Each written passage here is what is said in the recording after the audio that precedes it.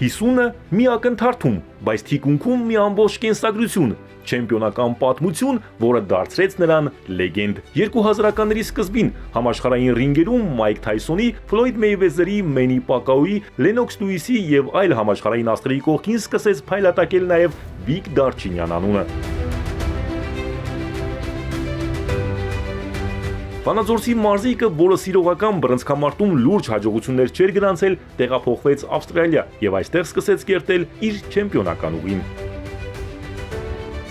Կարճ ժամանակում նրա ոճը սկսեց քննարկել բռնցքամարտի աշխարհը։ Նրա մենամարտերը դարձան պրոֆեսիոնալ երեկոների գլխավոր իրադարձությունը։ Ավստրալիայում դժվարանում էին արտաբերել նրա անունը։ Հաղթական մենամարտից հետո մի օր որոշեցին, հենց Վիկթորի բառից էլ կստեղծվի նրա նոր անունը՝ Վիկ, իսկ մականունը կատաղի ցուլ։ Նա նվաճեց բոլոր վարկածներով չեմպիոնական գոտիները, դարձավ աշխարհի բացարձակ չեմպիոն։ Մոտ 15 ամսվա մեջ հաղթել եմ 5 հատ աշխարհի գոտի, պլյուս եւ WBA սուպեր գոտին եմ հաղթել։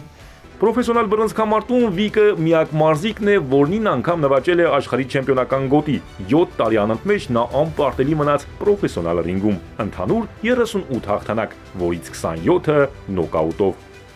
Ես երկու գոտին համարվում է ամենալավը բռնցքամարտի մեջ, քանի որ սա կարելի ասել Մուհամեդ Ալիի գոտին է, ամենառաջի գոտին է եղել, Մուհամեդ Ալին է այս գոտիները եղել, այդ վաղ։ Նրան ծափահարում էին, քաջալերում, ոգևորում ու հպարտանում։ Ռինգից անպակաս էր նաև հայոց եռագույնը։ Բռնցքամարտի տարբեր վարկածներով բացարձակ չեմպիոնություն, արժեքավոր գոտիներ, դափնիներ, համաշխարհային փառք։ Այս ամենի հետ Կիրովականում ծնված Վանաձորցի տղան չմեծամտածավ։ Ու այդպես, պահպանելով բարձր արժեքները, տասնամյակներ շարունակ Վիկը դարձավ անձիճուն պայքարի, ամուր կամքի, աշխատասիրության իրական խորհրդանիշ։